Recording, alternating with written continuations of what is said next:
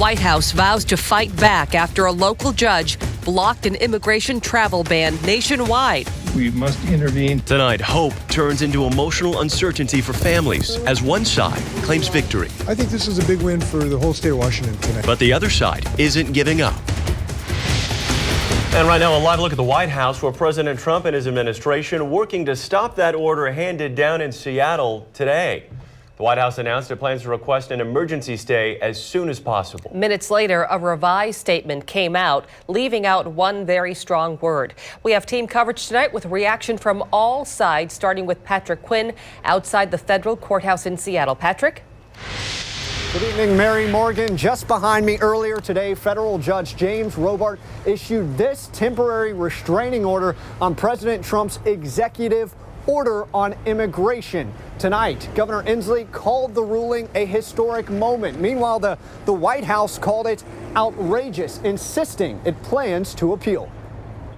This TRO is granted on a nationwide basis. President Trump's travel ban temporarily halted nationwide inside the courtroom today after a heated back and forth. The order is illegal and is causing serious immediate harms to our states, to our state institutions, and to our people. Certainly in the context of this case, the president is acting well within his the authority that Congress has given him. In the end, Judge James Robart sided with the state of Washington. It is not the loudest voice that prevails in a courtroom. It's the Constitution. President Trump's executive order banned people from 7 primarily Muslim countries from entering the United States. Well, it is a historic moment, and I think it's great that Washington State has led the nation to maintain really deep, fundamental American values. The White House called for swift action in response to today's ruling, saying in part, the Department of Justice intends to file an emergency stay of this outrageous order. Minutes later, the White House reissued the statement, removing the word outrageous. Look, this is the last president in the world should be using the word outrageous about anything. Again, just when will the White House appeal? It could come at any moment. You heard from that statement.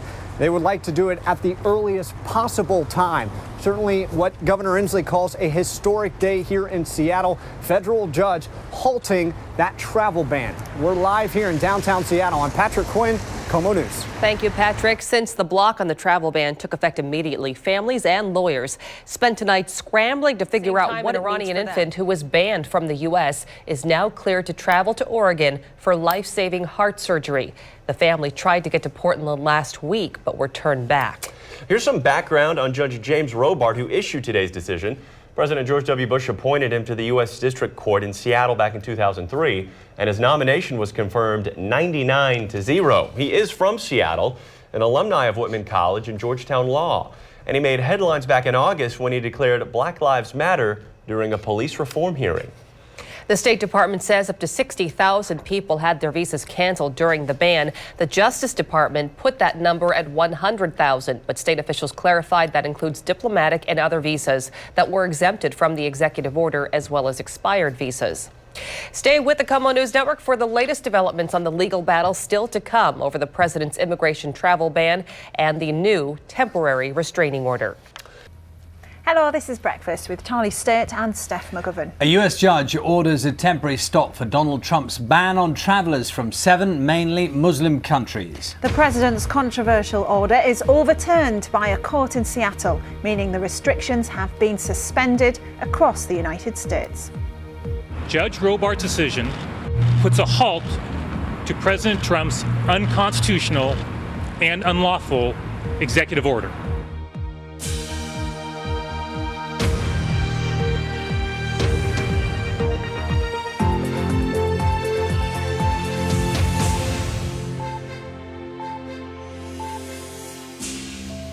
Good morning. It's Saturday, the 4th of February.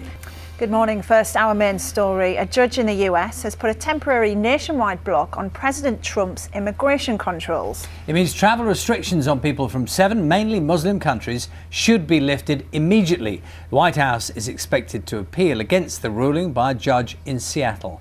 Greg Dawson reports.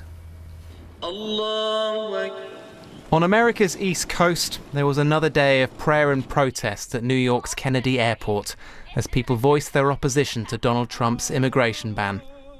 Over on the West Coast, that opposition was being voiced in a Seattle courtroom. In the most significant legal challenge yet to President Trump's order, a federal judge issued a nationwide temporary block on the measure. Washington State's Attorney General said he expected the administration to obey the ruling. Judge Robart's decision, effective immediately, effective now, puts a halt to President Trump's unconstitutional and unlawful executive order. I want to repeat that. It puts a stop to it immediately. But the White House says it will fight this court ruling and quickly seek to reinstate the order.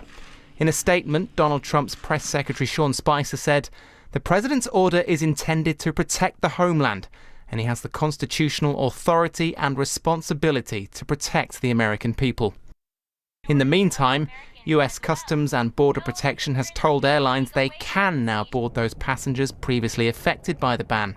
No fear! My flunkies are welcome here! No hate! No fear! Donald Trump was quick to dismiss the protests sparked by his immigration ban. Dismissing the ruling of a federal judge is likely to be a bigger challenge. Greg Dawson, BBC News. And Nick has the weekend weather for us. Good morning. The weekend's getting off to a fairly chilly start. There are a few showers around. In Scotland, some rain and hill snow. But most places will see at least one fine day this weekend. I've got all your weather in the next half hour. Nick, thank you.